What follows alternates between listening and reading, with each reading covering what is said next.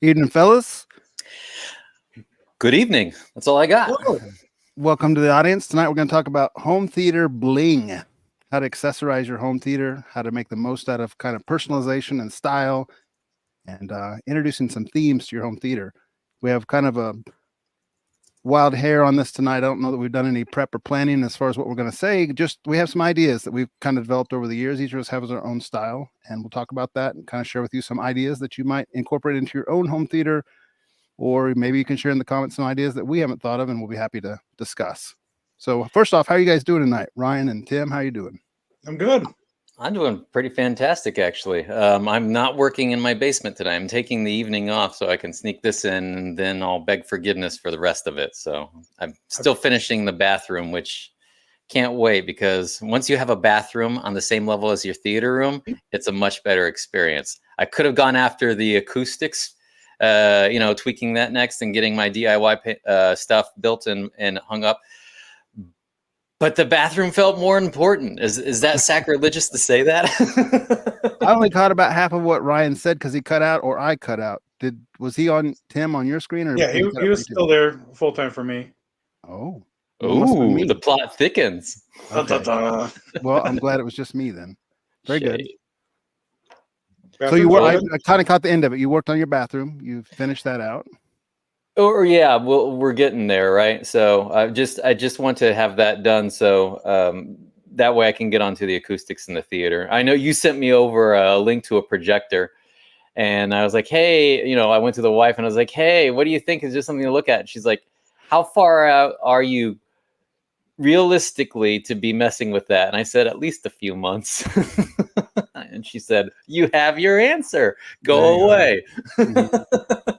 I'm kind of a sucker for deals like that. Like, I don't know anything about that projector, but 6,000 lumens, Christie brand, 1080p, but still 6,000 lumens, decent contrast ratios for $2,000 used. It sort of seems like something that's be fun to play with and then just resell if.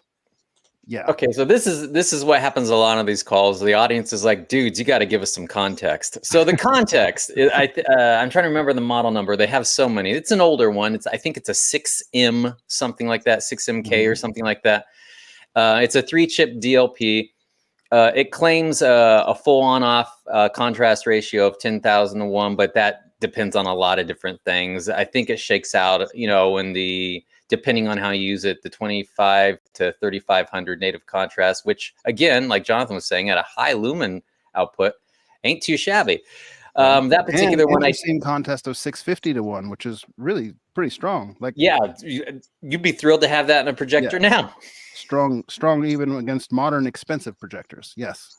Yeah, downsides would of course be the resolution is basically 2K or old school HD, which you guys have heard me give this speech before. Resolution is not as high on my list. Contrast, color, volume, brightness are all more important to me.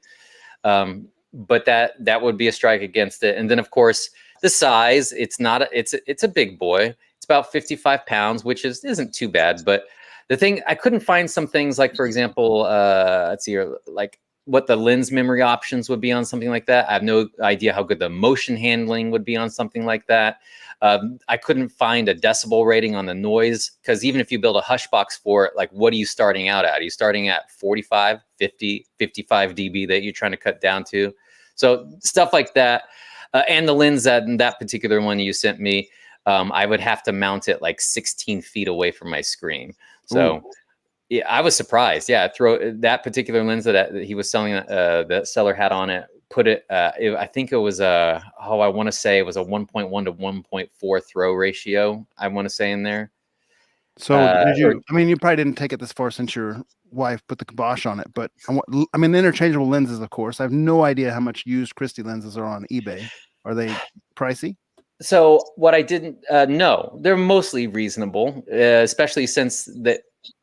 To Older Christie's model, credit, glass is glass, and no real need to update those models a lot. So there's a lot of them floating around, right? Mm-hmm. But I didn't have a chance to check to see the one that I found for my throw range, how much that particular one's going for, or how easy it to find. Finding lenses, period, is easy. I'm not sure if out of like the 6 or 7 that works with that projector is the one I need, how easy it is to grab. That's the thing I sort of dead end on and didn't get back to.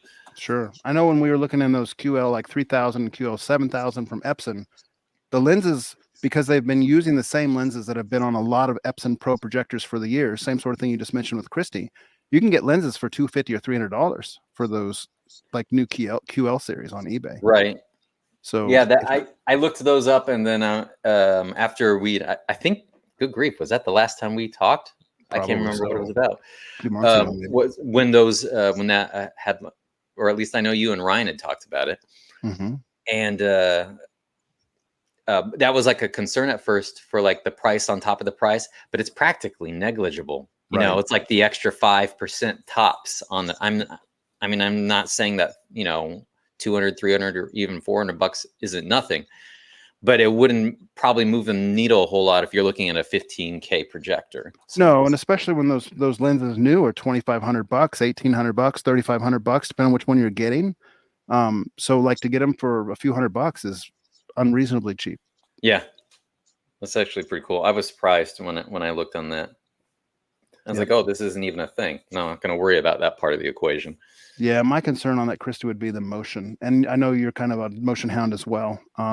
Because the ones that I've seen that are modern, they have that kind of DLP effect. It's a little stop motion-ish, and I have no idea what the frame interpolation engine's capable of, or if it even has one, all those things. And DLPs are PWM machines as well. Yeah. Yes. Although I don't know the world of that too terribly much because I don't suffer for it, so I don't really pay attention too much. Do the 3 chips behave at all differently in how your eyes respond to them, or does it even matter? Is that a 3-chip DLP? Is that what you're saying? Yeah. I don't know the difference. I know like at movie theaters, like commercial movie theaters, they all have PWM, and I see it, like the flashing. So I would assume it's in that. Yes, I would assume that because even although I think the Christie Eclipse, for example, I think that's 6-chip actually. It does a 3 and 3 to achieve what it does. But other than that, I would bet most of them are 3s. Yeah. Yeah. Tim, what are you up to? Depending on what time we get done, I do need to go down and start cleaning because I'm going to be painting this week. Yeah. Give us a little update on your theater. Is that in the theater room or elsewhere? It is the theater room. Yeah, the ceiling is ready to be primed. I just need to get all the dust out of there first before I start making a mess. Because it is a mess. So I need to clean it up to make a mess. I must confess. Updates on the room is mostly, just we're now to the point where the ceiling I've already done the knockdown on it. It's ready to get primed. I've got all taped off all the walls. Just need to vacuum up the floor, get all the drywall dust off the floor, and then start painting. So that's pretty much where we're at. It should start seeing a lot of progress very fast. Are you thinking turn of the year? Is that your goal, or do you have a goal? I've decided to throw goals out the window because every time I set a goal, they just go poof.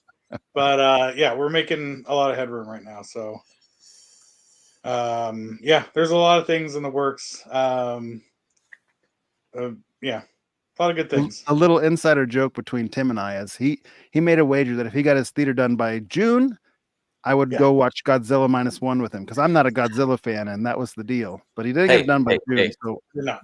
What am I wearing here? Right? I extended the offer. If he gets it done by turn a year. Oh, nice. Well, I'll still take you up on it. So we'll see. Well, how goes the surround speaker search? Have you done any more with that? I haven't dialed it in yet. I'm not quite sure. I'm trying to worry about other things first. I don't know. I've looked at a lot of speakers over the last week and a half. I haven't decided. I don't know. Yeah. You haven't decided who you're going to give the rose to yet? Yeah, I guess so. Yeah. At the same time, I was also looking at paneling and stuff for the sides of my room, for the back half of my room.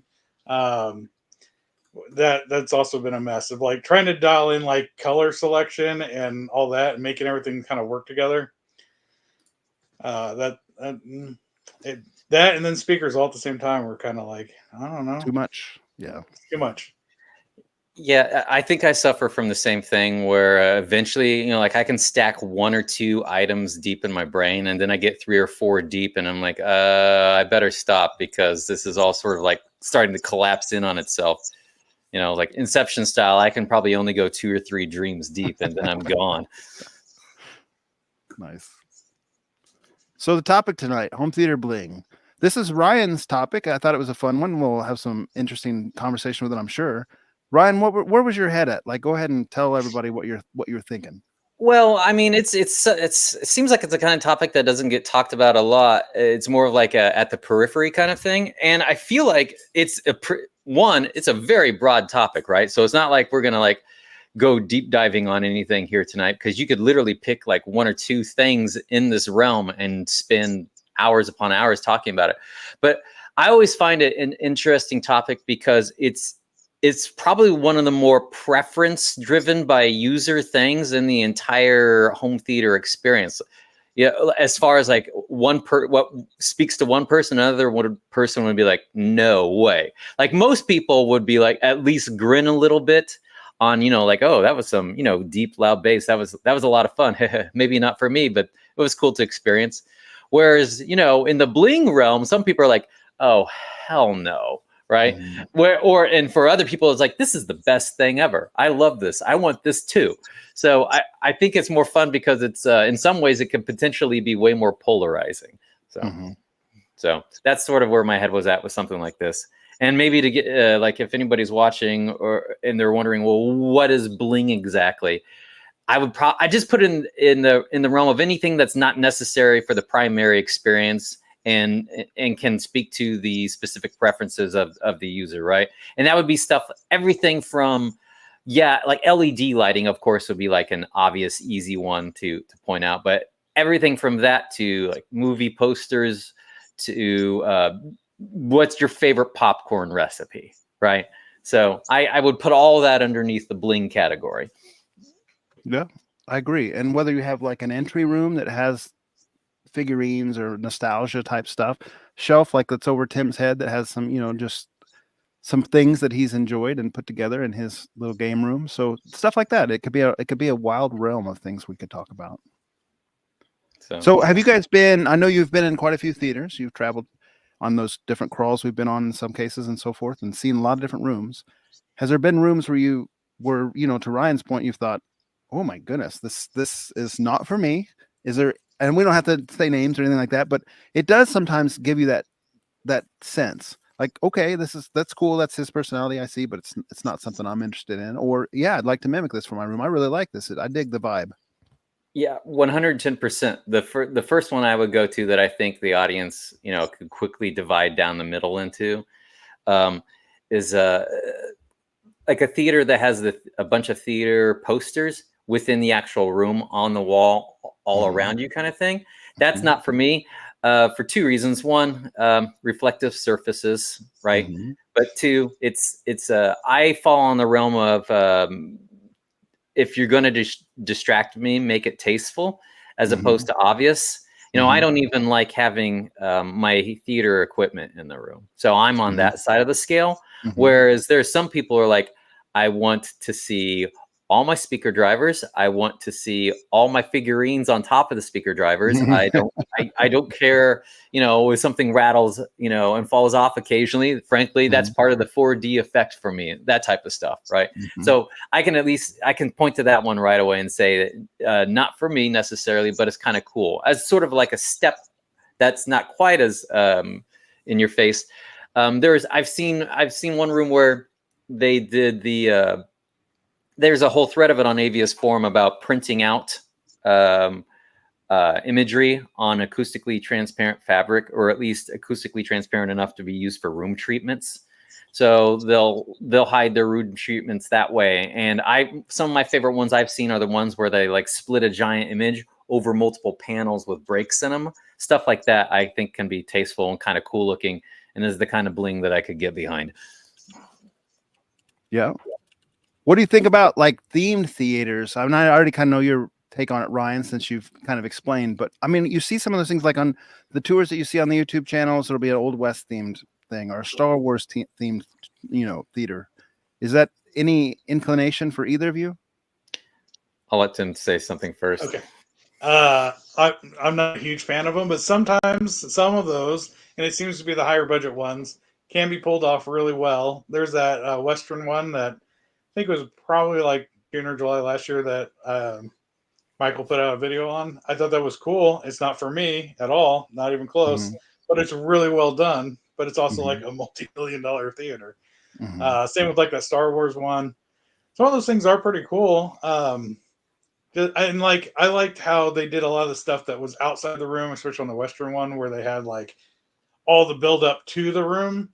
I like Mhm. that style of stuff more so than I do the actual room being decorated in one particular thing. Because I think my problem is like I like too many things to go to one theme.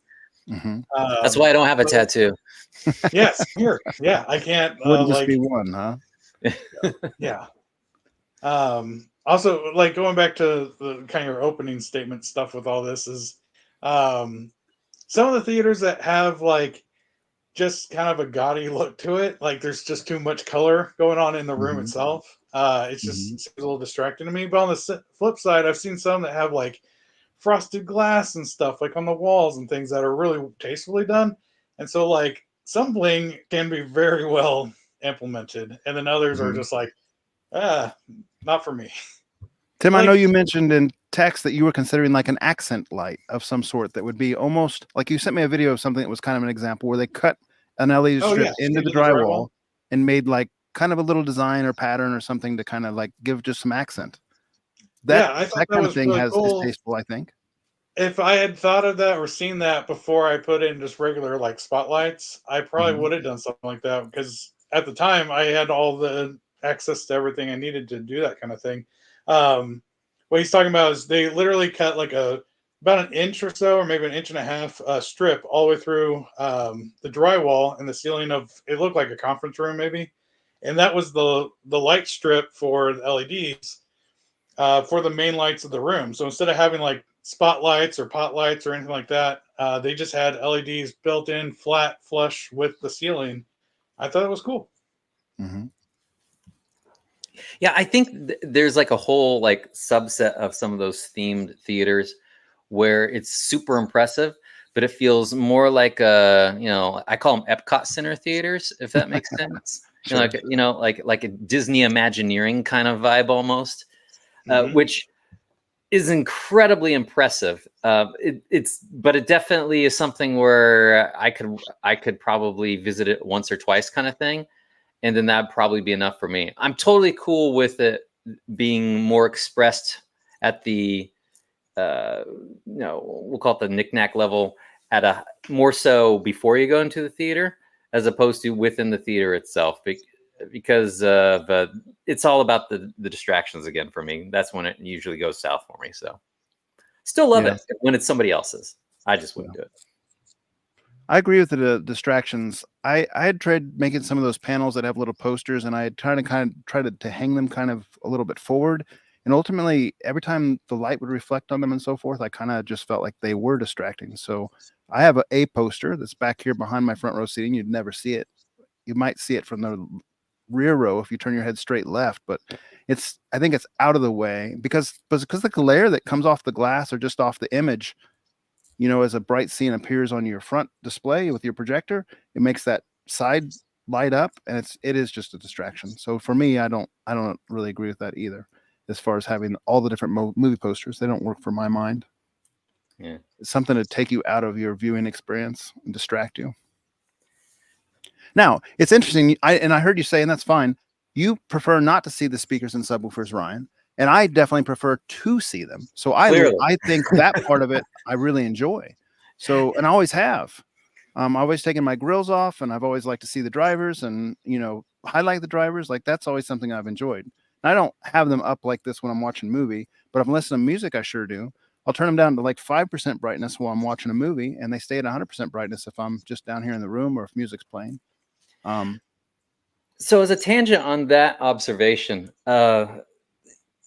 it's interesting because I'm working on putting LEDs into my theater right now. I'm going through the process, whatnot, and I keep on going back and forth on whether or not I like having the dancing LED pizzazz show, right? All the pizzazz, because at first I was like, "Oh, this is the coolest thing ever. I'm going to listen to all my music this way," and then I Mhm. was like, and then on occasion I was like, sort of snapping out of looking at the lights, realizing I wasn't paying attention to the music anymore. It's like, so now I don't know how I feel about it.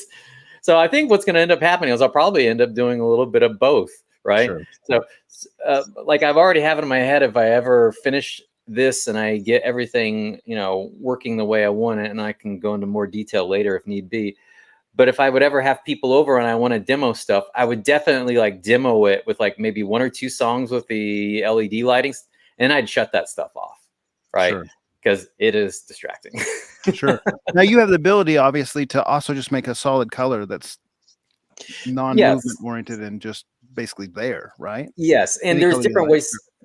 And that's just it, right? Like what counts as distracting / turning it off, right? Sure. It's like, oh, well, if you just have it all like what you're doing effectively right now in your background, when you have it dimming just a little bit, and it isn't constantly drawing attention to itself, you can sort of let your brain coast away from it. So probably that kind of stuff. You're correct. You could go with that. So I'm looking in the comments here. There's something interesting from Master Lessons that said a distraction can be as small as someone knowing they have a fake movie prop. It can be to that level of kind of, I'm going to say it's almost like an OCD level at that point if you can't let it go, but I can totally understand that too. Like that can be a distraction. I understand where he's coming from. And so it's going to be different for every individual too, I think. So it's an interesting topic to be sure. And I actually that comment's making me remember something else. One of the reasons why I don't want to see my speakers is my brain keeps on wanting to insist there's something coming out of that source because I can actually see the device that creates it. Does that make sense? Yeah. Like literally it's doing placebo crap on my brain. So if I remove that bias, I feel like the cohesion is better, if that makes sense. So, and I know it's all in my head, but it's my head, so there's not a whole lot I can do about it. I kind of have fun with that a little bit. So for a while I had played with my left, center, right lighting and made them different. And I would play like stereo channel, and I'd turn on the center light, and people would think, you know, hey, the center's on. If you turn the center off, then they would like kind of prescribe that it was more left to right. So it kind of that's a little bit more than placebo even. Your brain interprets that if the speaker's lit up, it's probably making sound. I think there's absolutely truth to that. Kind of fun. MW says the exit sign at cinemas is distracting for him. It can be for me too. I like the ones at the Dolby theaters because they're just like a Indiglo style, like a light up, not even light up. It's like a glowing green. But most of them, yeah, like I almost always am like, what is that? You know? I would actually even say the Dolby ones are a bit much for me. What about you, Jonathan? Yeah, I mean, well, especially when it goes to a darker scene and that glare from the exit sign is pouring over the screen in that corner. That's like, it's okay if they die in a fire. Turn it off. Turn it off for just a little while. Turn it on if there's a fire. There you go. Exactly. Yeah, man. But I'm trying to think as far as like the scope of all the kinds of things that you could have in something like that. Like some people even have, what would you call it? Like comfort accessories, right? You know, they're some people have like Kevin, Child's Play on the forums here in Kansas City. He's got the. Does he still have a snack bar? That was his old theater, right? He does. No, he does. It's another entry room and probably even more elaborate than in the last one was. Okay. Right. So even something like that. Snack bars are totally cool, right? I'm all on board for something like that. I usually don't eat what's inside of it, but I like the vibe of it.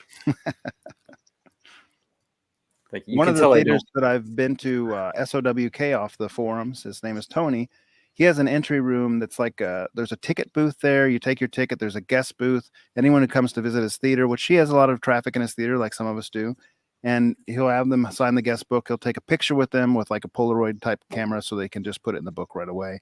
That's kind of fun, and it's not in the home theater, so it's not a distraction. It's like in an entry room or whatnot.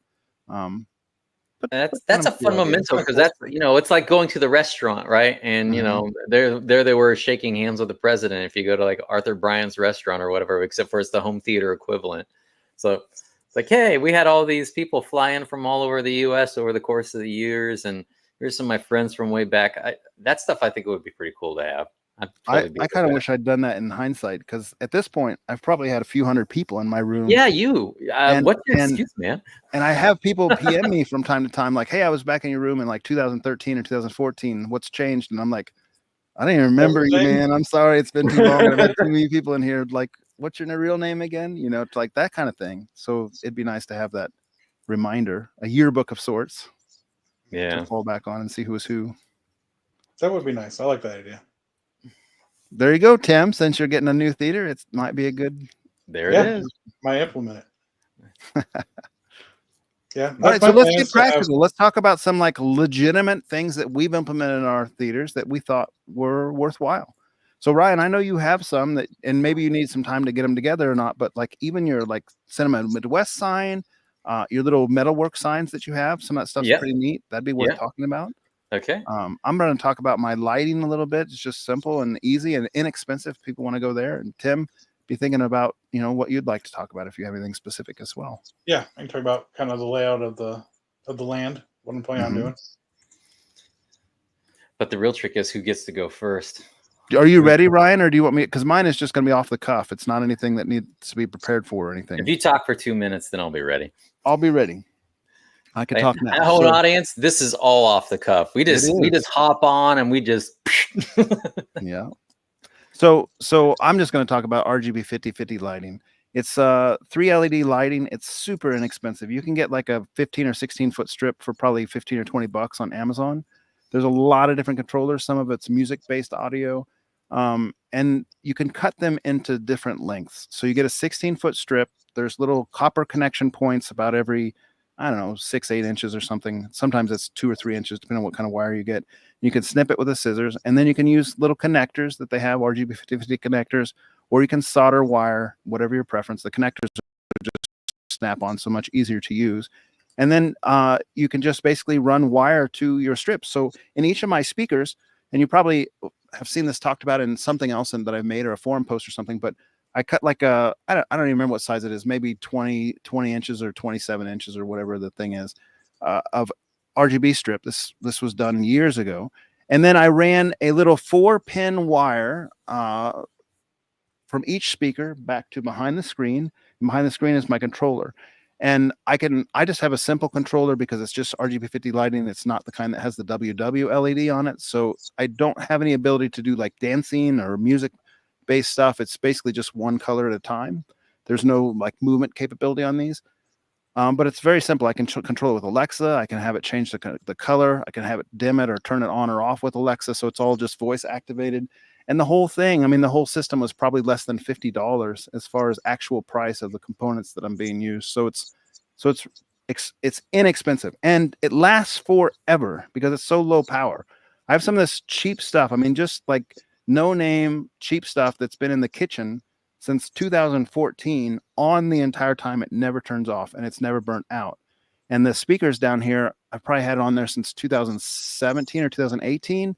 And it's on not all the time, but it's on a lot. And it's just like reliable. It never really goes bad. I've never had to replace any of it. It just works and it's so cheap. So that's a easy way to add a little flavor.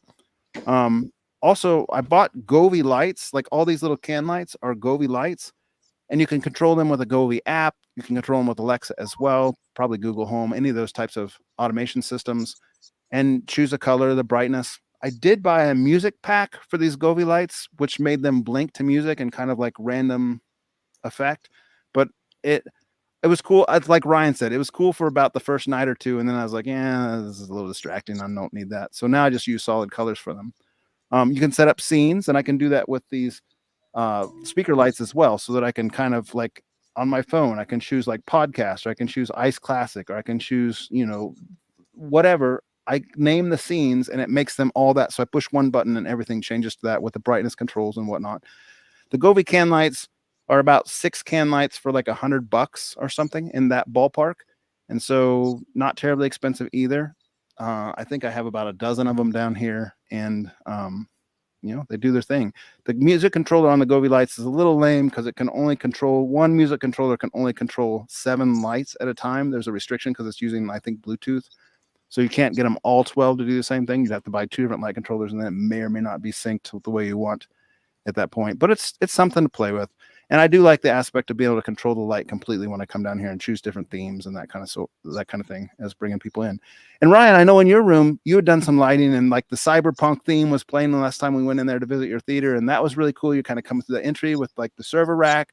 It's really industrial looking, and then you're stepping into the theater, and now you got these coffer lights. So looking forward to kind of what you're going to say here. So I'll turn it over to you now. Well, here's hoping I'm not cutting out. So tell me if I am. So You're good. Okay, cool. So yeah, I did something that's kind of similar to what Jonathan's talking about, except for there's a little bit more involved.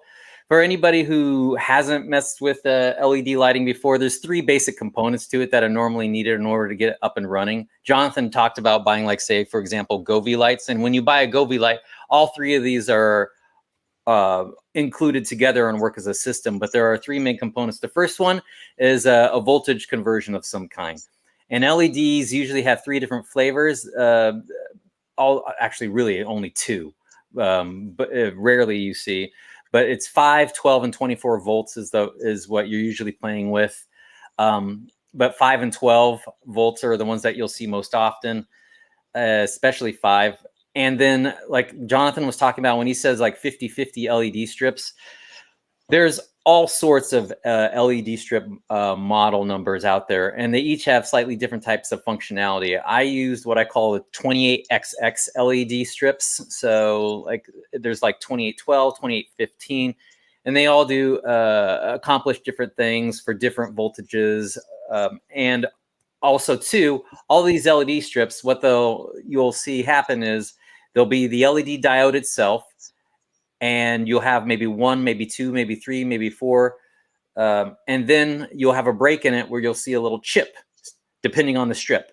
And what happens is each one of those chips that you see that interrupts the LED itself, that's a point where it can be controlled by the LED controller. So what you have is the voltage conversion, you have the LED controller, and then you have the LED strip itself. So those are the 3 different pieces to make the magic work.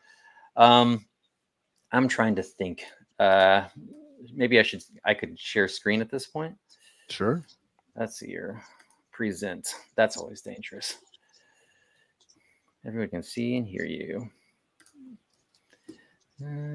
Share screen. Yeah, I know it's easiest with 2 monitors. Thank you. And Nothing up yet. That's okay. I'll try one other thing here real fast. The thing I'm not sure about is I have a combination of video and audio, so I was gonna throw up a preview window, but maybe I'll start with just the slides first. So let's do present. Let's try that again.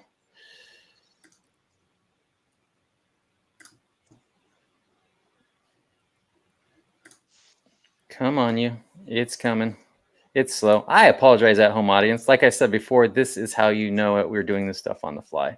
But while I'm grabbing this real fast, one of the interesting things that I had as an issue was because it didn't seem like I had that much length that I had to deal with in my room, but it actually ended up being much worse than I realized, because my coffered ceilings, if you've been in there before, it's a decent sized room, but you don't realize, like, even like the middle coffered ceiling squares, each one of those squares inside of it, and there's 12 of them, main ones total, just one of them has almost 20 linear feet to it. Right. So you do the bigger ones, just the 3 bigger ones in the middle have almost 70 linear feet just between the 3 of them.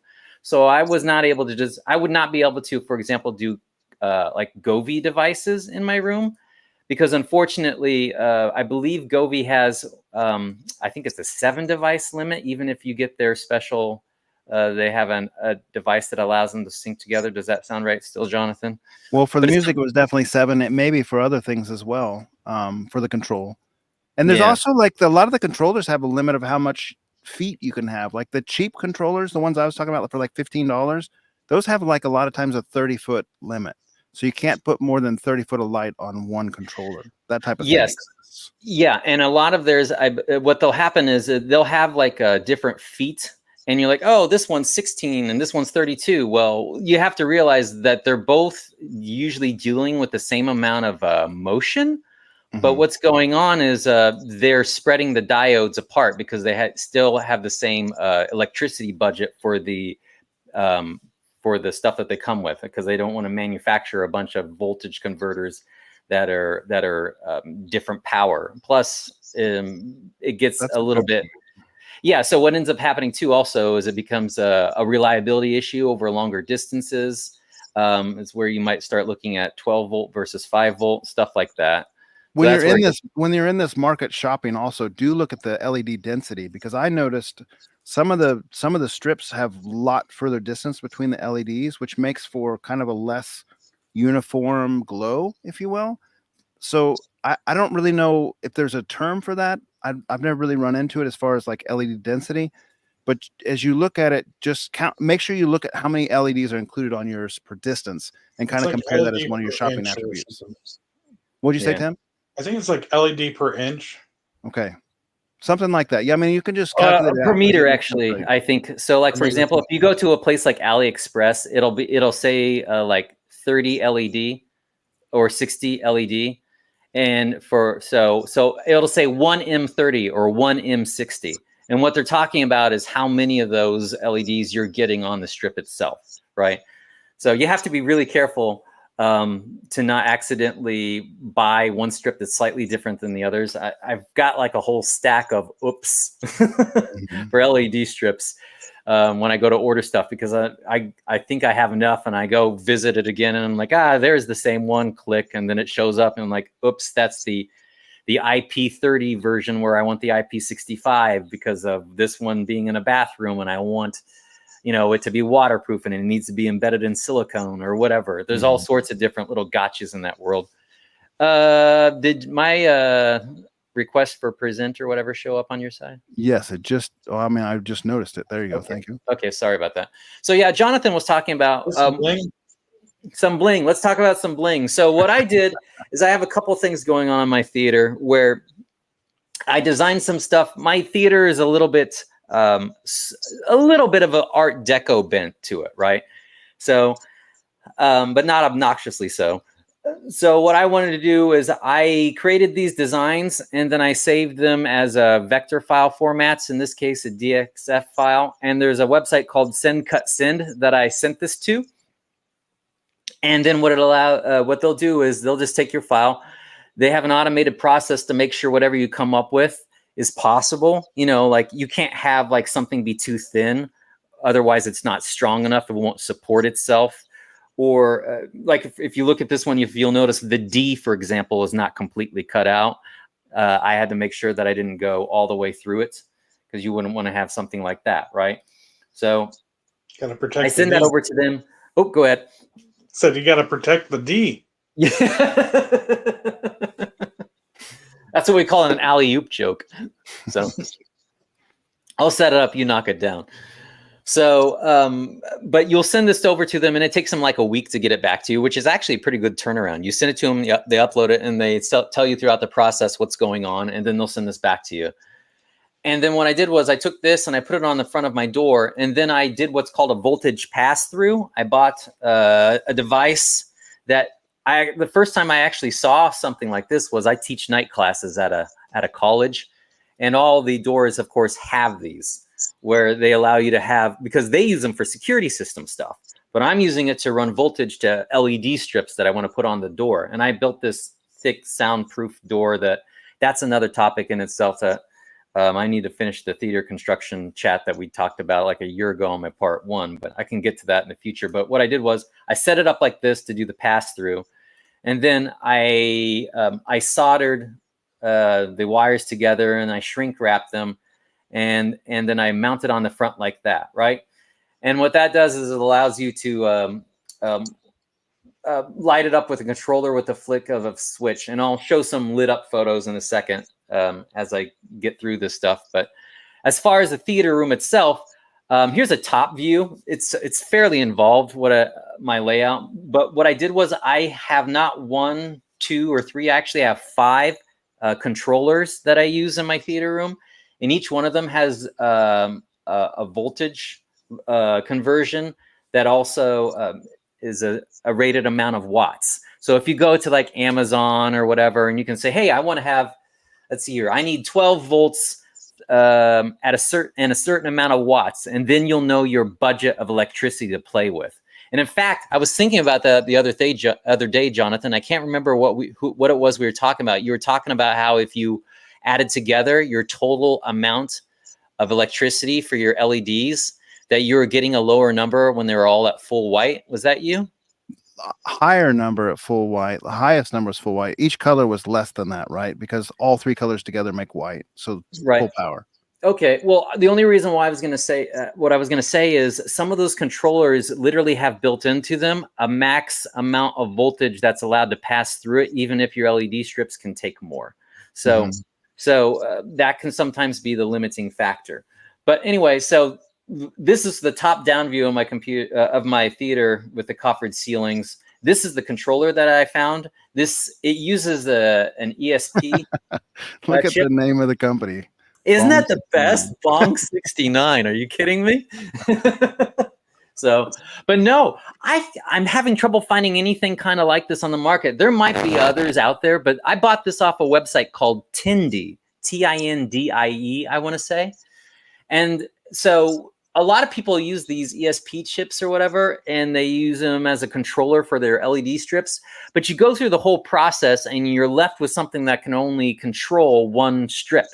Whereas this one can control up to 8, right? So I bought 5 of these and allows me to run 40 LED strips, 40 LED strips being powered off of 5 different voltage converter boxes. And each one of those can have up to 360 watts pulling. So, and it's on I believe it's on a 20 amp circuit since it's getting pretty close. Pretty significant. Yeah. Yeah. So are they syncing through the RJ45 port, the cat cable? So that's a good question. I'm glad you asked. What ends up happening is actually I haven't got that wired up yet. This supports Wi-Fi as well as Ethernet. And so the advantage, of course, is you don't have to run Ethernet to each location where it's at. I did run Ethernet to each location. The wires are up there. I just need to terminate the ends of them, right? And then the reason why you would want that over Wi-Fi is it's spot on. The second you hit a button, they all change. The Wi-Fi is pretty close. It's actually almost got a funky fade effect to it, like a grid over the course of the ceiling, which is kind of cool. But this allows you either option that way. And it runs, I think, roughly $60, which is, I think it's actually fairly a reasonable cost without having to go DIY the whole thing yourself. Save me gobs and gobs of time. He has a GitHub repo for this. And for those watching at home, what this stuff normally is the purview of, like all the fancy LEDs syncing and stuff like that. You can probably all guess which hobbyists are normally doing this. This is like, you know, the Christmas lighting decoration dads. That's that world. So I'm gonna stop this screen and share a few more things. I need to close that one so you can at least see, you know, what does the ending look like, right? So let's see here. Come on here. And it's a vertical video. For shame, Ryan. All right, it is what it is. I'll launch that. But all of that to say, right now I'm going through the process. I've got all the coffered ceilings done, but I'm trying to then also, I have ran one to each grill on the columns in my room as well. And in that way, it's around as well as above you, you know, is the end game for something like that. Why is this taking so long to launch? Maybe it knows I want to replace it. Okay. Which happens. I get that. Don't show these tips again. Gary, don't feel bad. I'm looking at a lamp in the corner with an on-off switch. After Ryan shows you how complicated this setup is that he did, don't get scared away. If you just want something simpler, I'm telling you, man, the little 16-foot kits off Amazon they're like no setup at all. A caveman could do it. So no worries there. Okay, let me pull this comment off and let you show what you're showing. No, that's quite all right. So the way I did it was I have it set up to have it sort of like mirror meet in the middle, if you will.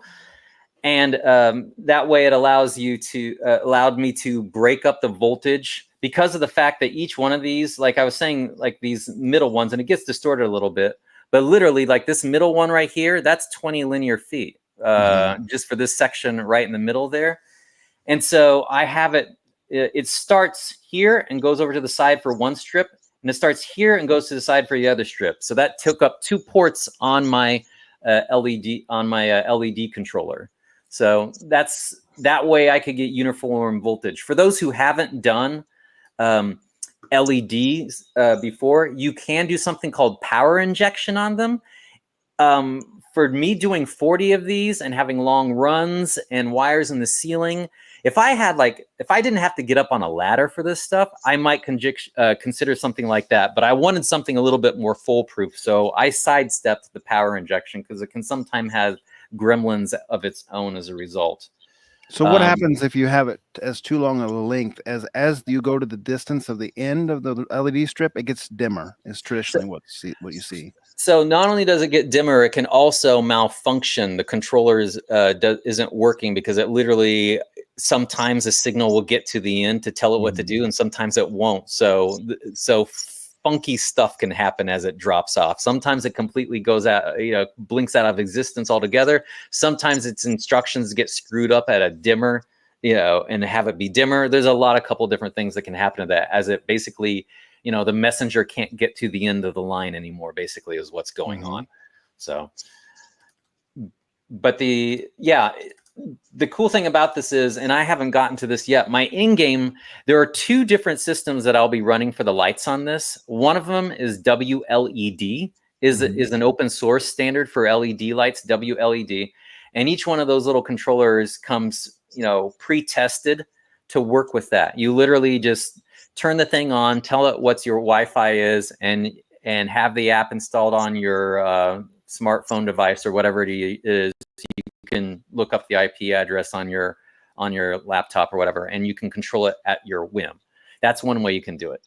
But the really fancy stuff is actually a platform called X Lights, and you can literally have a drawn diagram of whatever it is that you're trying to project these LED strips on, and it will have all these different items dance. You can get very specific with the programming of something like that. So I think what I'll probably end up doing is what I call it, like just a couple of songs for fun. I'll call it my Bellagio fountains programming, where I get very specific with, what the LEDs might do for a song, just for a couple, waste a few hours, programming something like that, just to say, hey, this is neat, watch this. But for the most part, just let it be like some rainbow function whilst Dark Side of the Moon plays or something like that.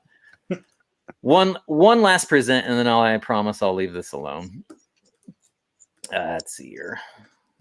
Share screen. Some of that can be a little daunting when you're first starting to step into it, because that's a really deep rabbit hole. Did you feel that at all, Ryan? Or are you smart enough where it just wasn't worrisome at all? So it was a little bit of a deep rabbit hole, mostly in that you're a little bit nervous because now I don't even think about it. I'm just, I'm clipping wires and I'm stripping stuff. Whereas when you first started, you're like, oh, I don't want to break this. It'll be another $10-15 every time I make a mistake. And I made 4 or 5 mistakes, and that's $50 or $60 out of your pocket. And you tear a little bit. And my wife was like, I was like, honey, this is basically paying for my education. Okay. Yes. But I was going to play this one real fast, just to what you were talking. Oh, shut up. Okay, there we go. I was talking to myself when I said that. But this is what you were talking about before, Jonathan, where it's not just like those 50-50 strips where it's just one. You can have any kind of motion display you want on there at all. And this is the naked system, right? So what I was talking about before, where there's 3 major pieces.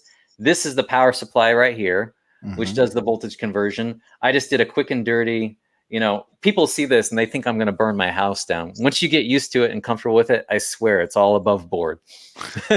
But so you literally have over here, this is like the plug-in right here, the wires where you have your neutral and your hot right here, and the ground. They all go into the voltage conversion. And then the voltage conversion wire then comes out to the controller, the 8-port LED controller right there. And then that has the wire right there that then leads back to the LED strips. And if you'll notice, I even have just two little tiny, anybody who's ever done electrical work before, I just have some little connectors right there, spring-loaded connectors. Yep, those are handy. Yeah, they're very handy. They're called WAGO connectors. So how many wires are on your strips? Is it, It's 4 three. or 6 or 5? There's 3, but there's 5 there because 2 of those are for voltage injection. And when I go to put them in the ceiling, I just clip those extra ones off, and then they're done. Right. Let's see. So that's what's going on there. But yeah, it can be a lot of fun, and it can be fairly inexpensive to get started with. Like, yeah, I've probably, to do all the LED lighting in my room, 40 LED strips, all the custom controllers, all this stuff, I think I'm $800 all in, something like that. So nothing too crazy. Like somebody on Avius Forum, when I first posed the idea, they said, the price is going to scare you away. We're talking thousands and thousands of dollars to have somebody do this for you. And I said, I don't need somebody to do this for me. Right. So, and it's been a lot of fun. Now, again, like you said, yet another rabbit hole. This is sort of the fun and also not fun part of the home theater hobby. You can make this whatever you want this hobby to be. You want it to be more about like you can make it, if you know how to do programming, you can make it about that. If you're good at woodworking, you can make it about that. If you just want to sit back and just enjoy it, you can make it about that. It's whatever you really want it to be. Mm-hmm.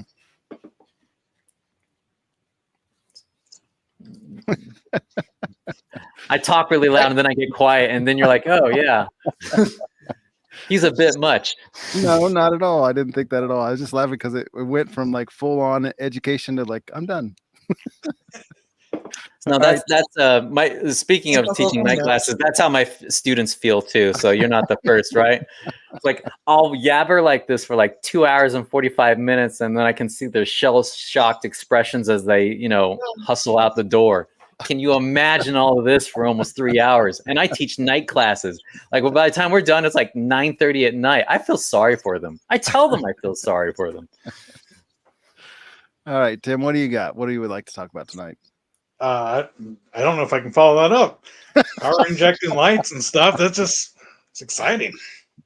I'll just talk about what my room is going to be for bling wise. I might have a goby strip underneath the front of my riser, so that way you can see and not trip over the step. But otherwise, that's really it for bling. The front half of my room is going to be all velvet and whatnot, and a screen, so it's all blacked out basically from the front half. You'll probably see my wides, but all the rest of the speakers will be behind the front wall. Then in the back, you'll see all my other speakers will be out because I like seeing speakers.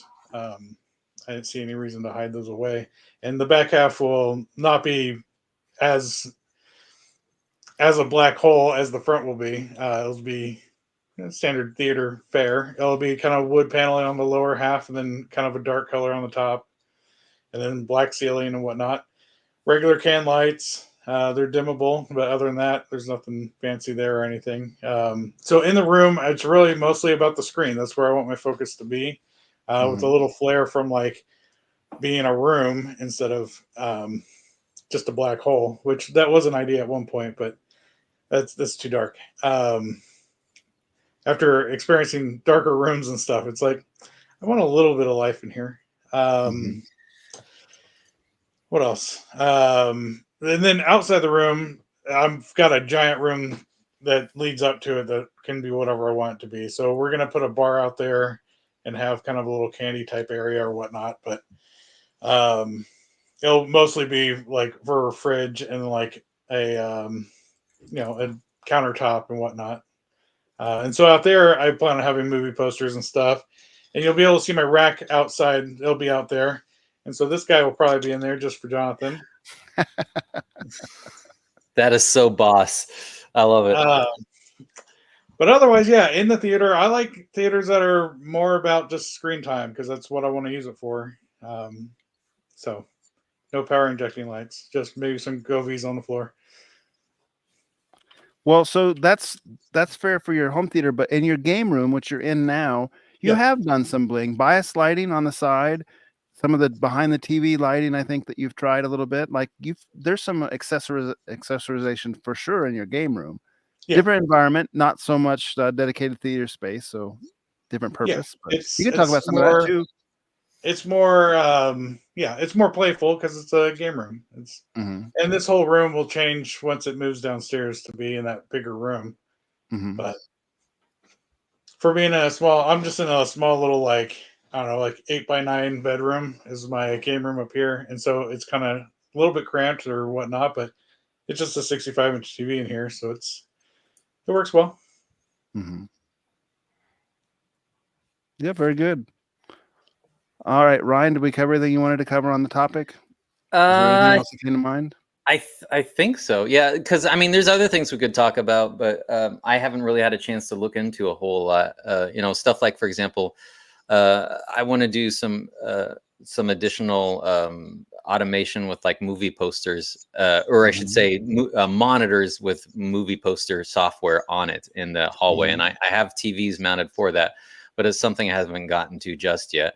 But if anybody in the comment section wants to drop what they've done, I'd be curious if anybody's touched that part of the hobby just yet, because I'm always looking for ideas. I've seen a couple, but it's not something I haven't looked at in earnest just yet. So far, all I've been doing with my TVs is I throw some stuff on some USB thumb drives for images, and I just put them up there for the few times we watch movies.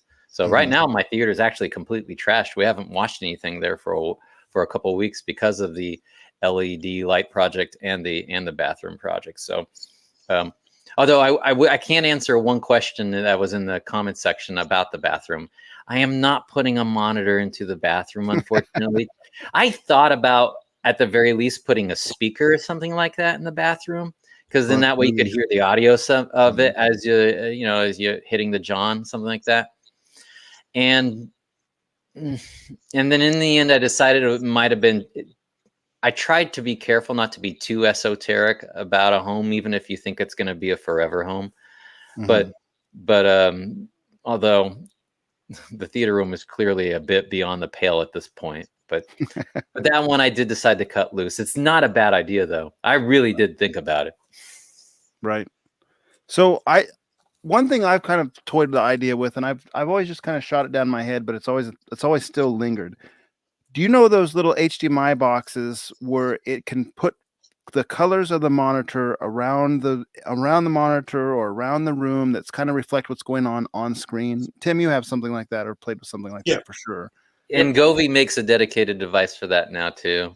And a couple other manufacturers too. Recently to have HDMI 2.1, so I'm kind of wanting to play with that myself. I feel like it's one step beyond where I would want to play with it. Like right now, they have the little cameras that you've got to use, and it's kind of like obnoxious. There are boxes that are just straight HDMI feeds, but they're expensive and they're not the newest standards. Like it's like 1.4 as far as I knew. They just upped it. Govee just came out with theirs.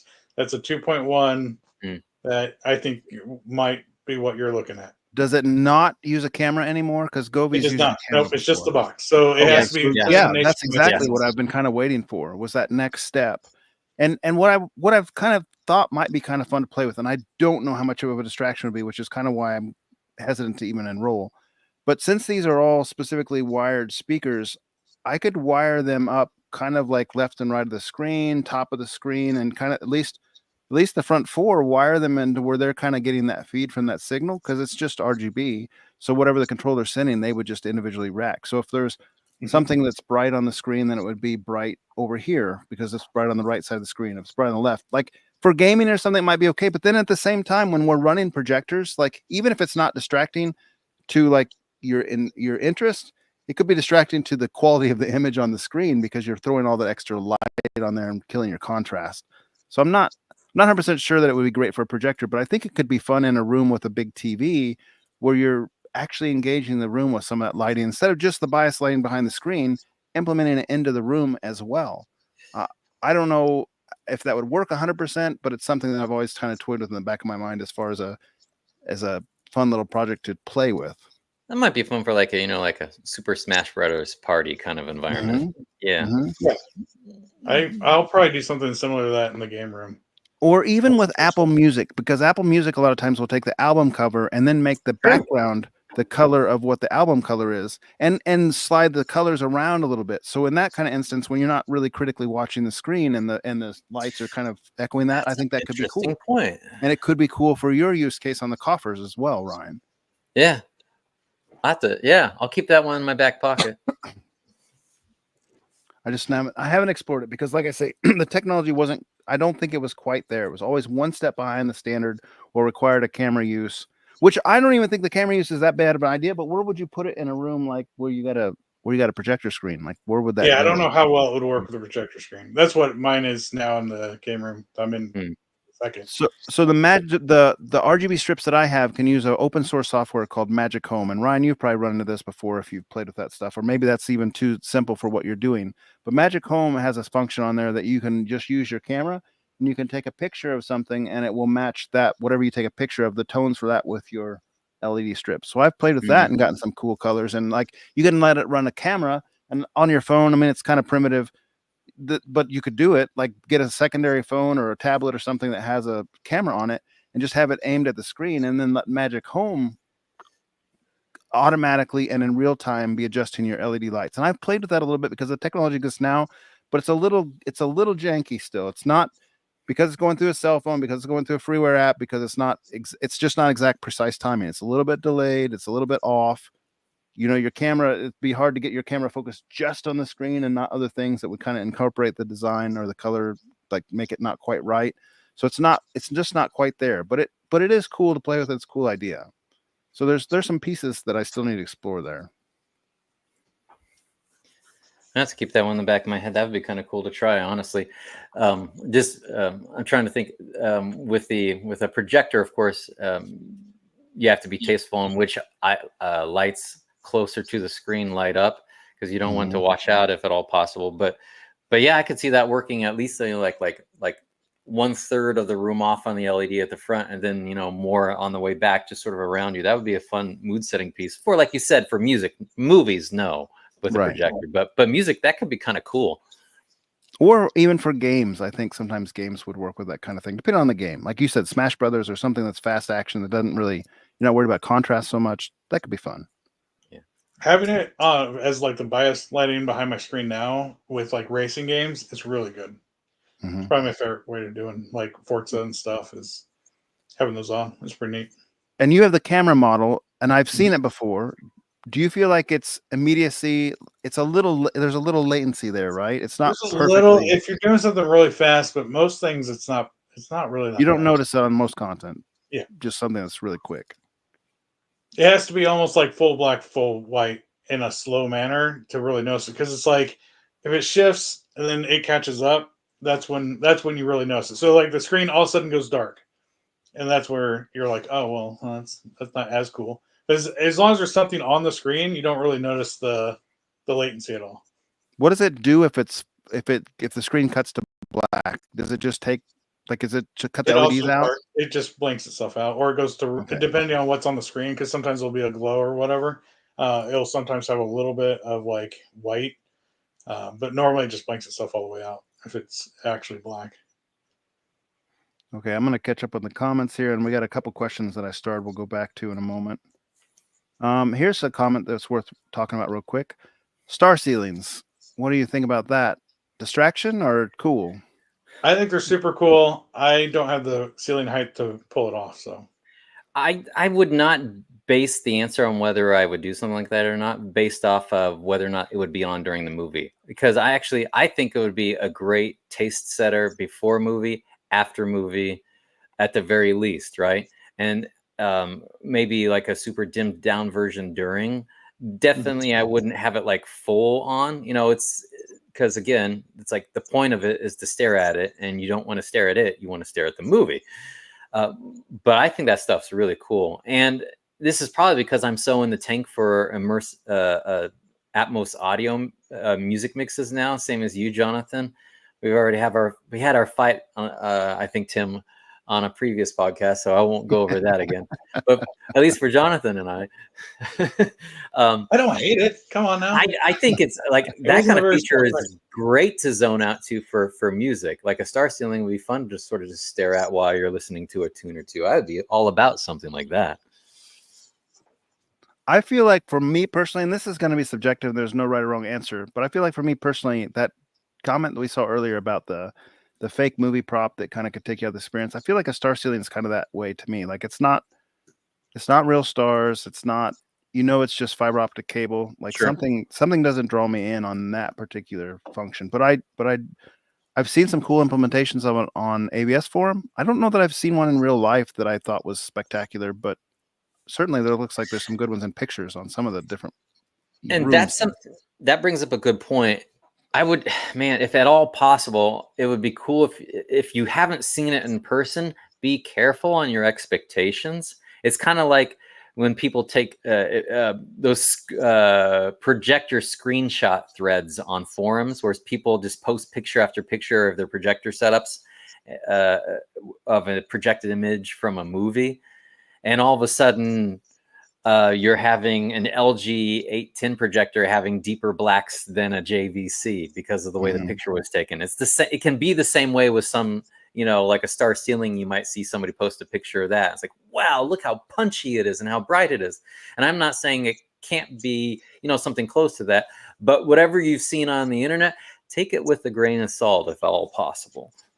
Yeah, I tend to think that I would rather have than a star ceiling like some accent lighting or some bias lighting or something, or even some spotlights that are kind of discreetly placed around the room that would shine up into those areas and provide kind of mood lighting that you could change, or even if you could get some sort of reasonable projector system. I know that they have some of that kind of stuff. I've never actually seen them in person, but I've seen them advertised where they'll project some sort of like kind of slight movement star field up there. I think that kind of, for me personally, I'd probably prefer something that was more real lighting versus fixed lighting. Okay, I'm still reading through the comments here. I'm almost caught up. Here you go. Is a disco ball a problem for the projector in the middle of the room? Absolutely, and I think you're kidding about this, MW, but I had a disco ball in my last problem. room. I just want to know, you better be putting in the poll too. That's all I'm going to say. Jonathan has the poll. I had a disco ball in my previous theater. It was on Jonathan has a the pole behind him. Does he ever use it? That's my question. I've seen him hang off of it. No. The disco ball will reflect any kind of light, and even subtle light that's reflected light will sometimes reflect off that. It was kind of fun. He's so kidding. I can promise you this. I'm sure. But just think of how cool movies will be mirrored all over your room. Yeah.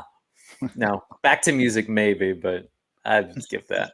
Was there a contrast question? Did we miss that one? I might have missed it. It's at the very, very top of when we first started the stream on YouTube. All right, let me. I actually thought that was I think it was when we were talking about the Christie. That's how long ago that question got asked. Here you go. I'm looking at projectors in regards to contrast. What is most important? Native contrast, ANSI, or dynamic? Native.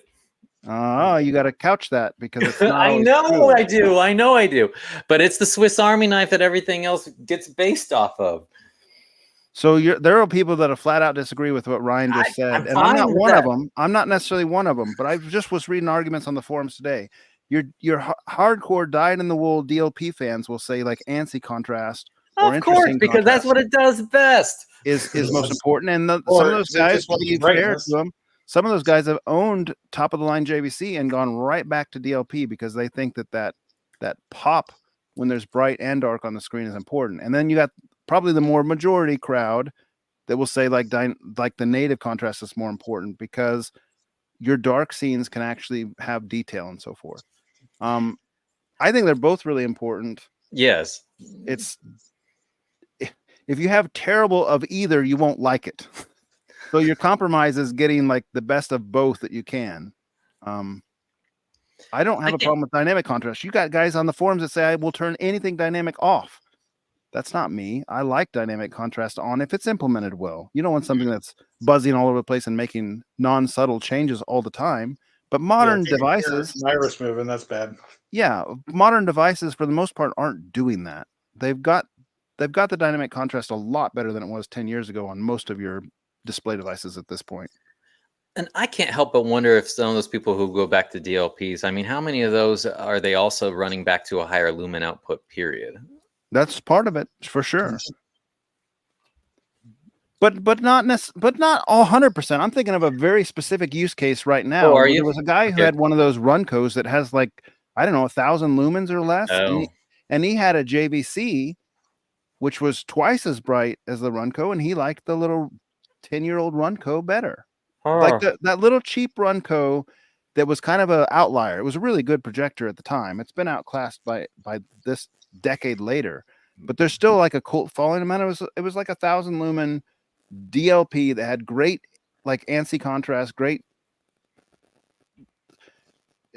It just didn't have like, it's just not a super bright projector, but that still, he thought it outweighed the modern JVC. He had an NZ7 or something he compared it to, and an Epson LS12,000, and he liked it better, the little Runco. So yeah, I mean, there's definitely fans on all sides of that corner. I probably stuck my flag a little too intensely there. I apologize. Well, I think you're probably right on the majority. Probably the majority would say that like native contrast is where it's at. I mean, certainly if you go to the forums, JVC has the best native contrast traditionally and has the biggest following, like on the enthusiast forums. Sony as well. Yeah. In that regard. And you know, like the thumbnail asterisk on that, of course, is that, you know, with native contrast, like somebody will look at a projector and it's like, oh, that one's 5,000, and this one over there's 10,000. Clearly, it's going to be twice as good. No, I think you probably need like what 25, 30,000 native contrast for it to be like, you know, like smack you in the face bit better than, you know, like the 5,000. So it's definitely a diminishing returns kind of thing, but yeah, and then everybody's, you know, like, you know, base level on that's good enough native contrast for different. me. Now I want the ANSI to be better. Like some people are like, I will take 5,000 native contrast and I want an ANSI of 650 or better.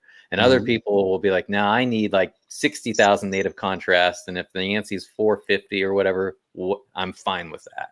And even further, I know like Nick Sir Master on the forum says he's fine with a 250 to 1 interesting contrast, and that seems way too low to me. I don't like that. But each people, I mean, people seem to either see differently or not be keen to observe the same differences. I'm not sure if it's our eyes or just our. Oh, well, for sure we all see differently. I mean, even like even like some people, they'll be in a room with a projector and they're like, that's too bright for my eyes. It's literally painful for me. And other people are like, more photons, right? Sure. So fair point. Okay, going back down to the bottom to catch up on the newest comments.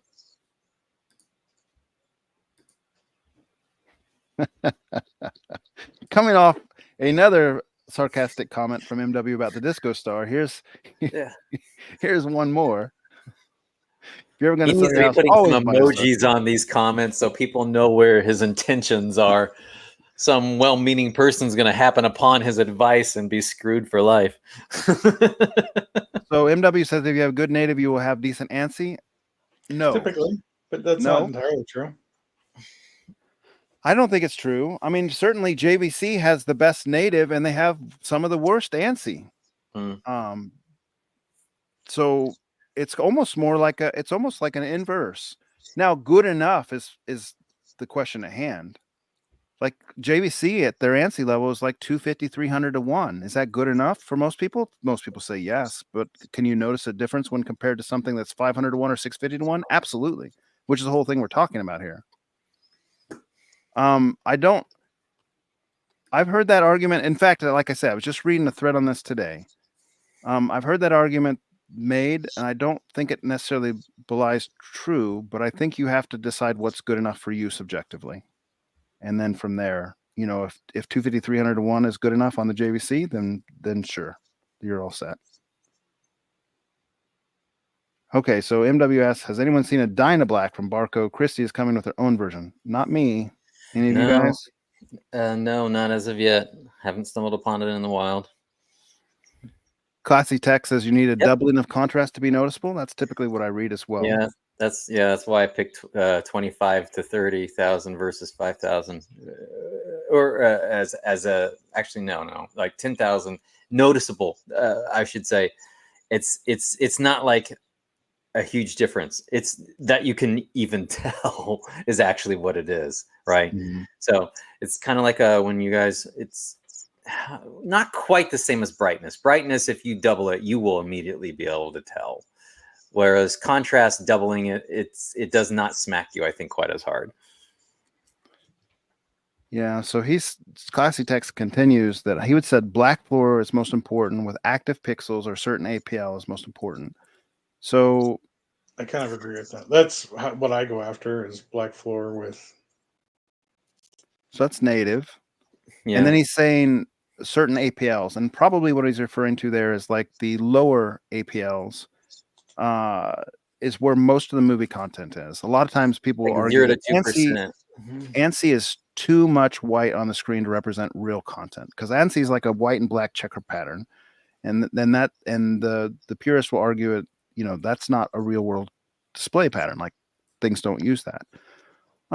Mostly agreed, but there certainly is something to be said for ANSI contrast being high or high APL contrast being decent, because you can see it. I mean, again, depending on your eyes, like when I'm using, and you guys know this from our previous podcasts, I prefer the Epson LS12000 over the JVC NZ2100 or NZ7 RS2100.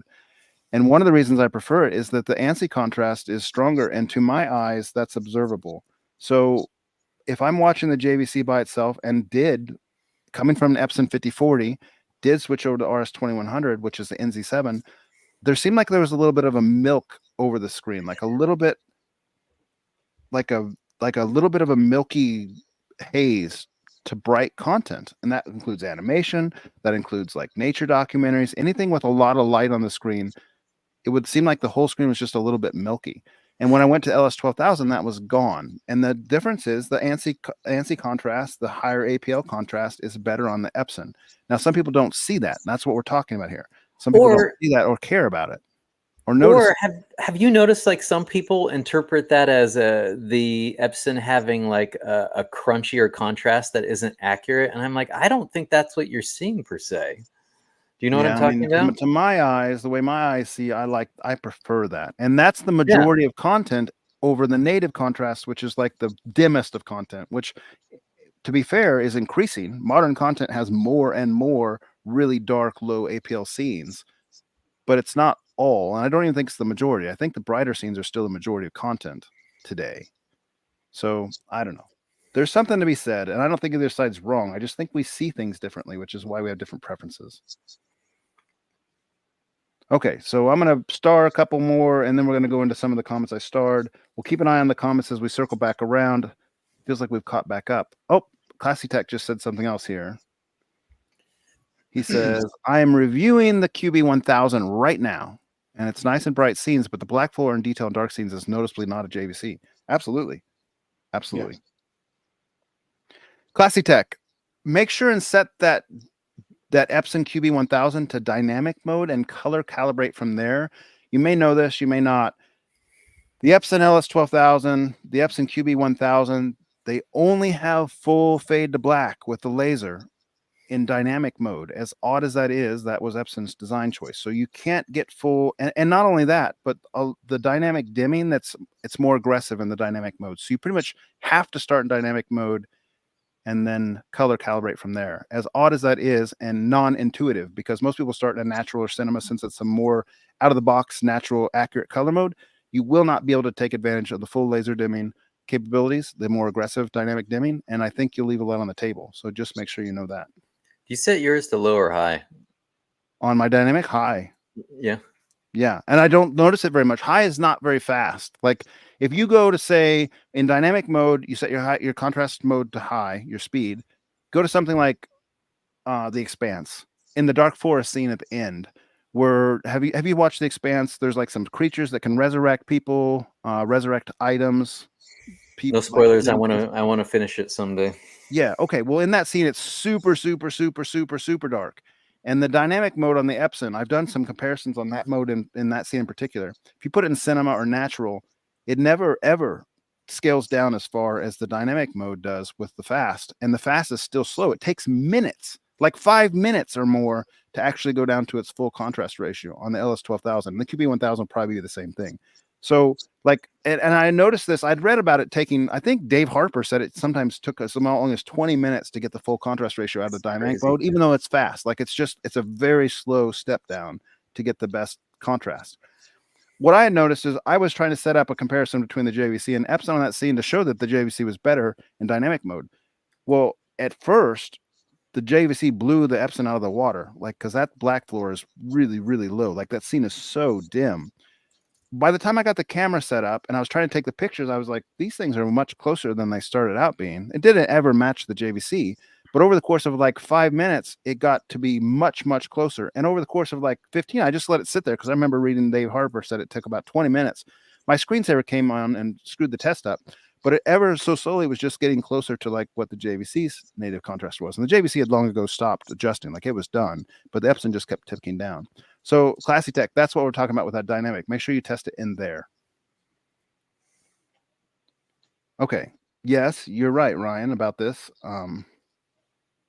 Lambasted for single knit, like 2, 3, 4 knits on that beach scene. Yeah, this is nutty. That kind of content is not very good on the Epson, just to be clear. And well, not only that, but anything really. It's you could consider it a mastering error because that is literally below the minimum required spec by Dolby for mastering. Like it literally, it's out of the range of their standards that they say you're supposed to master for TV, even for very dimly lit scenes. It's not even artistic intent at that point. It's a mistake. Mm-hmm. Okay, so I got a few comments here, and we'll keep an eye out for more to star. This gentleman says, Peter says, I've been thinking of adding a gloss finish to my RBG speakers for home theater. Should I do it, or will it cause screen glare? RBG? I'm not remembering what that is. Is that a RBG speaker? I'm looking it up.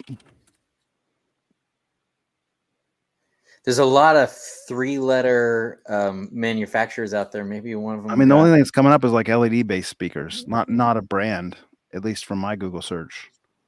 Like RGB is the LED color, you know, the naming scheme. So I don't know. If you're using a projector or a monitor, if you have something that's glossy, absolutely, it will mirror and shine, you know, depending on your angle.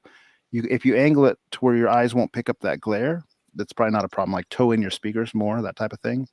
But yeah, you do run that risk. Certainly, like with my subwoofers that are in front of my screen, you know, even though they're kind of a matte wood finish, they'll pick up some glare. And if they were glossy, like a SVS subwoofer, they'd be mirrors. You know, you'd see a lot more of your content. So definitely. Does the glare in my glasses bother you?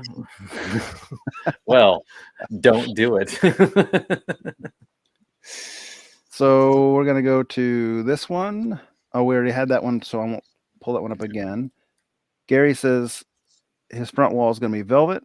Next room, all 4 walls will be velvet. Tim, you were talking about making some velvet on your front wall. Yep. We've been in that room, at least some of us in Kansas City. I've been in a room with Bill, is his name in real life. I don't remember his form handle. It's like MDW something. At any rate, he's got all of his room in velvet. The ceiling, the walls, the front, the back, the whole room is covered in velvet. Even the speakers are basically covered in some sort of velvet. So he's got black cloth seats of the most matte characteristic he could find, and his whole room is just pitch black. So yeah, that's kind of a neat room.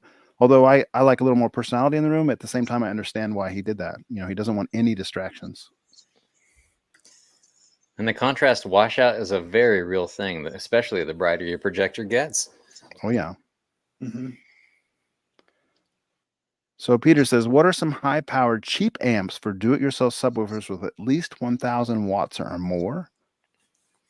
I have my thoughts on this. You guys have anything? Well, I think, unfortunately, mine's going to be kind of similar. I usually start with something like a Behringer because even though they don't hit their advertised specs for RMS, the price for what they do put out is actually still fairly impressive. Like, for example, I have those NX 3000s bridged. They claim 3000. They test around 2,200 watts, and you can usually get those on a sale for for a fairly cheap price. I want to say 300 or less oftentimes. So depending on the situation. So that would definitely be like one of the first places I would go. And of course, second place I would go would be the used market. Like something that's known to be durable, like some of the older Crown amps would probably fall under that category, although getting 1,000 out of some of the Crowns might be a little bit pricey, even in the used market.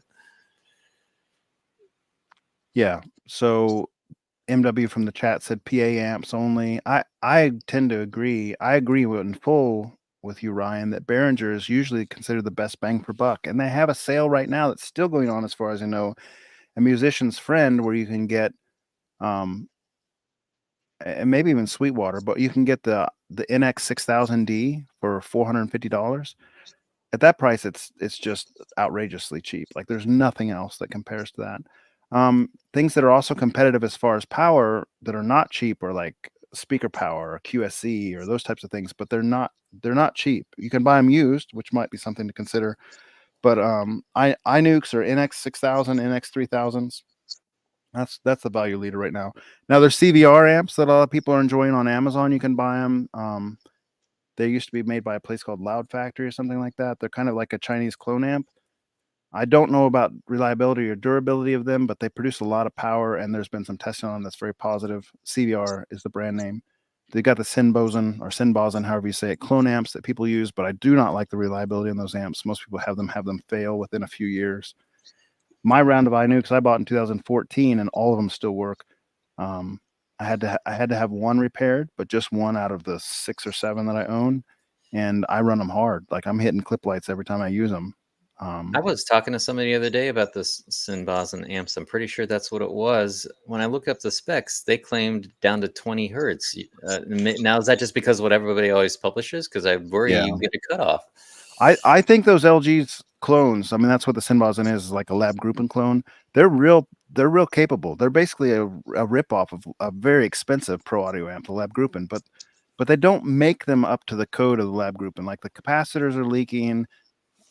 I personally know 8 people or so that have bought those amps, and every single one of them that I know in real life has failed, or in some cases, multiple have failed for those folk. So, yeah, I'm not a big fan of those clone amps.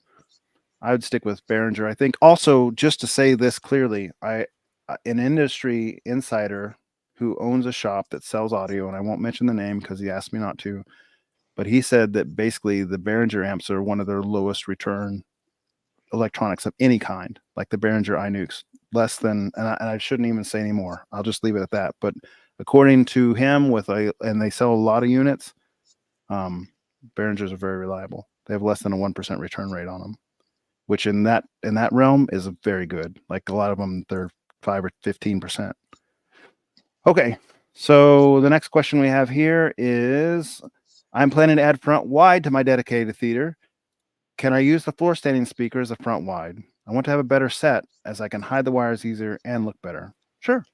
You can use how high up or down are the ones how high up or down are the other ones? If you're still on here, you can answer that question. I'm not sure how to say your name. I apologize, but Moshin, I suppose. The floor standard speakers, Tony, we mentioned him earlier on the call. He has JTR 212 RTs as his front left right, is left center right, and then also as his front wides. So kept the front wides as full size. And in the modern world of upmixing, there's a lot of content that goes to front wide. So they're no longer quiet. When Dolby Atmos first came around, Dolby Surround didn't go to front wide. You had to use DTS, Neural X, I think, to get front wide use, or Dolby Atmos content when there was actually object there.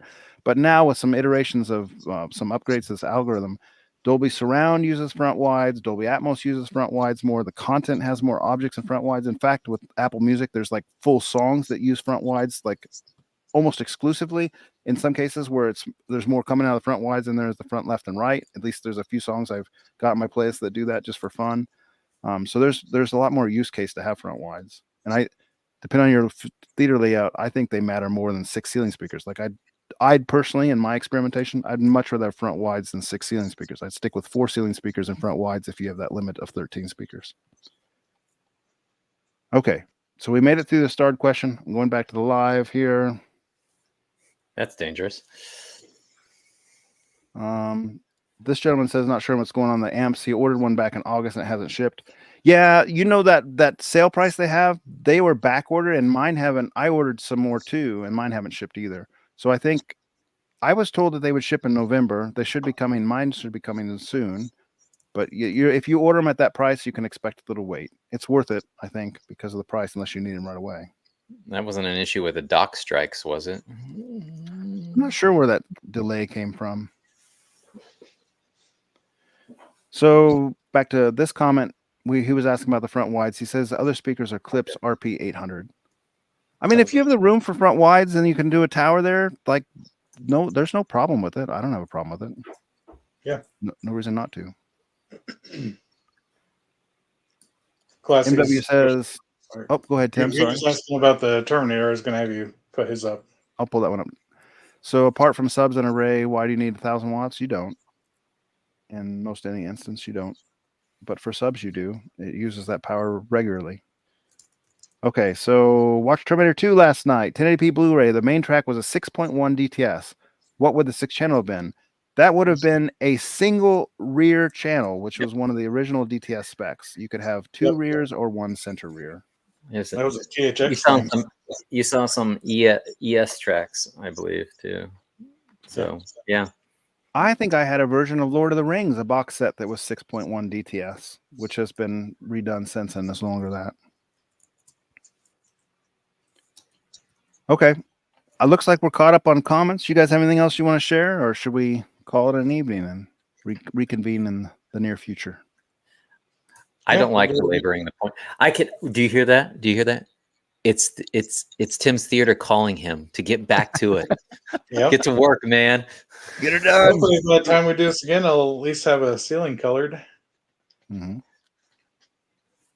One thing, Ryan, I've been telling Tim, I'm gonna put it out there, Tim. There are JBL Cinema Series 8340s on eBay for $70. Well, you put it on here now; they're all going to be sold out. So I won't. Yeah. Well, I mean, I guess snooze you lose type thing. I think that's such a stellar deal. I can't imagine like getting a better speaker anywhere close for even like $300 or $400. Like I think you'd have to go up to $300 to $400 to get something even close. It's an older style speaker. It's THX certified for actual use in cinemas. It's a 3-way. There's an 8-inch woofer. There's a 5-inch, 5.5-inch mid. Yeah, it's like a 4 or a 5 and a quarter. And a titanium tweeter. They have a crossover frequency switch that crosses over between like the Cinema X curve and normal. Full polarity plots, like their full Cinema Pro audio stuff. Jeez, and they had a lot of them. There's well over 100 of them. And last I checked, like they're still available for like $70 or $80 shipped. To me, that's why I asked if you'd pick out your surround. To me, that's like a stellar jump on me now type deal. Like I'd be doing that right now. And if you don't like it, I don't think you lose anything. The only thing that holds me up is all of those are at minimum 10 years old. Sure. All of them. Sure. They're discontinued speakers, as well. Man. I mean, my parents are one of my favorite pair of speakers of all time is at my parents' house right now. It's an old pair of Angstroms. They're Canadian. Theater for however long, and then they're at minimum 10 years old. They're probably more like 20 because they switched to a plastic housing at least 10 years ago. And if they're 20 years old, they may have some issues. And at that point, you buy a couple extra, and you Frankenstein, and you part them together. And like I said, this DATS, I'm giving you pressure here. This DATS, we could figure out if there's any issue with all of them in like 30 seconds a piece. You don't even like, it's super simple to check. And what's more, if there was like, let's say the 8-inch driver, and I'm just making this up, I have no idea. If the 8-inch driver had some sort of like needed to be refoamed, like say they're getting old enough where the foam has started decaying on the driver, the surround, you could go to Parts Express and you could buy a middle line, which would be sufficient in my opinion, a middle line 8-inch driver for probably less than $100, and then you're still in only $180 for the speaker, and like that's still a good deal. Like It's not horrible. it's still a good deal. At any rate, I still think that's like a stellar price. And I think it would be like, I don't only think that it's inexpensive, I think it would be a great speaker. So like a great sounding, a great performing speaker. Well, you need to be in sales, man, because you don't lie. Oh, I just think it's missing an opportunity. That's all. I don't know, man. I just don't know. So Let me what are get you some leaning demos. towards? Like, what are you leaning towards, if not something like that? At Don't this know point, yet. I really don't know. I've lost my mind on that. Everything like has its faults. Uh-huh. Well, They're just different faults. Everything has a fault. well, then what you do is you just sort of work backwards. You say, okay, this is what I think the tool is I need for this situation. You come up with your like top 4 attributes of what that thing is, and then you don't worry about brands. You don't worry about allegiances. You just go straight to those priorities, and you match the tool to the problem. Mhm. Yeah. The closest one of doing that I found is a set from QSC that I haven't heard. But they're like the indoor outdoor style speaker. But that's the most like it fits the job the most efficiently. But there's also some JBLs I have saved that are very much runners up to that. There's quite a few that I just have like I need to do more research and go hear stuff. You should buy one of those 8340s and then compare it to what you buy. And if you buy something less than $500, I will almost wager that 8340 is going to sound better. And then you'll lament because they'll all be sold out. All right. Another question popped up, and then we'll call it a night. So, is Velvet acoustically transparent enough for acoustic panels? And then there's another one following that, but let's talk about the Velvet one first. Yes, they are definitely transparent enough. It's basically the same as like the spandex material that people were using for AT screens back in the day or on the cheap. But yeah, you can use them for. You can put speakers behind them if you want. It will affect the high end a little bit, the same as like an AT screen. You'll just need to EQ it or not. Just make sure you have your levels matched to make it work. I think another thing worth noting is they have different weights of velvet fabric, and some of them are actually specifically made to be lighter weight for that purpose, and some of them will be really heavy duty and kind of attenuate the highest frequencies. So, yeah. Yeah, it's stretchy. You have to Yeah. find the ones that's stretchy. And not all, yeah. When we're talking about a specific type of velvet, it's like across the board. Not every velvet's going to work like that. Yeah, I'll put it in the chat. The SKU number, it's from Hobby Lobby, and that's the SKU number for it if you want to look it up. It's kind of like a spandexy kind of stuff that works pretty well. It's not quite as dark as like the Royal 3 velvet or whatnot that I think Joann's carries. It's not as dark as it. It's a little bit more. I don't know. It's just not as dark of a velvet, but it's still very very dark, and it works really well for being AT-ish. So I'm going to say the SKU number online for those who can't read or don't look at the active chat, but it's 1427764 that Tim provided. 1427764. All right. So then this question from Johnny E. Hey, Johnny. I think we met him at M-Wave. Question. What's up, guys? Stereo Integrity 24-inch subs. Will the NX 6000 be enabled enough power for those subs? Great show tonight. Ryan, are you going to show your home theater room on YouTube? So first question. Stereo Integrity 24-inch subs. What impedance are those? Yeah, like is that a dual 2 ohm or that kind of question? 24. I'm pretty. I think a lot of guys who buy those big subs end up buying speaker power amps, but I want to look at this spec to see. I'm pretty sure they got a fairly low ohm rating. Unfortunately, not unfortunately, it's by design. So they are 3.5 ohms, which was okay. I mean, you would, but you can't. Here's the problem with the Behringer amp in this case. You can't bridge the 6,000. So you can Yeah. only use one channel of it in that instance, and you're going to get, depending on what benchmark you read, if you're running just a single channel, you might get a couple thousand or maybe 2,200. If you're running both channels, you probably get more like in the 1,700 to 1,800 range. And this thing, how power hungry? How many? It says it uses 3,000 watt RMS. So you're leaving a little bit of performance on the table, is what it amounts to, but not a lot. Let's say you're giving it 2,000 watts on that Behringer. At that point, 4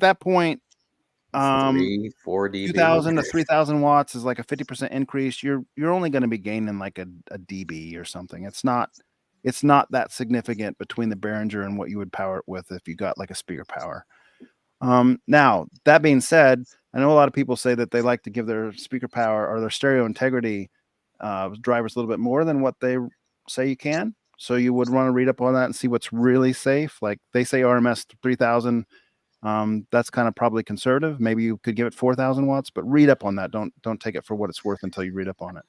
The At nice that thing, point now, you might want a little bit more powerful amp.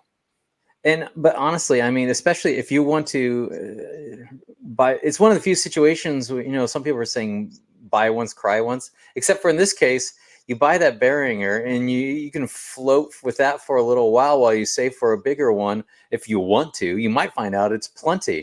Yes. And you can resell that Behringer for, you know, at least 60% of what you paid for it. And you're out what, like $150 overall.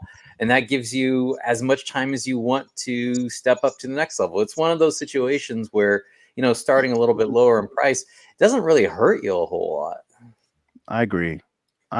And I think like you're using the Behringers on your big 21s, right, Ryan? And you could potentially give them more power if you were so inclined, but you're finding that it meets your needs. Well, yeah, honestly, my biggest problem is actually just getting an even louder signal to it. Like the amps itself, I've put all 4 of those on one 15 amp circuit, and I can get it louder than I want it to be, and it's not tripping the breaker. And in theory, I could have up to 8,000 RMS off of those 4 amplifiers, and they're not tripping anything. So I'm not getting near the top of that just yet. Although there's, you know, you can make a case for bursts and temporary loads and stuff like that. But so Ryan B says in the comments that it's actually dual 2 ohm measuring at 3.5 ohm overall, if in series. So yeah, the advice stays the same pretty much in that case. Yeah. Okay.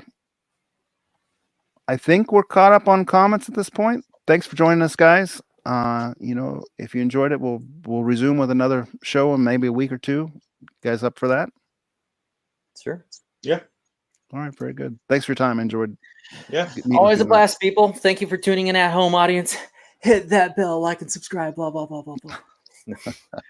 We don't care. We're in it for the fun. Yeah. All right. Until then, I'm going to All go right. ahead and end the stream here. Check you later. Bye. Like,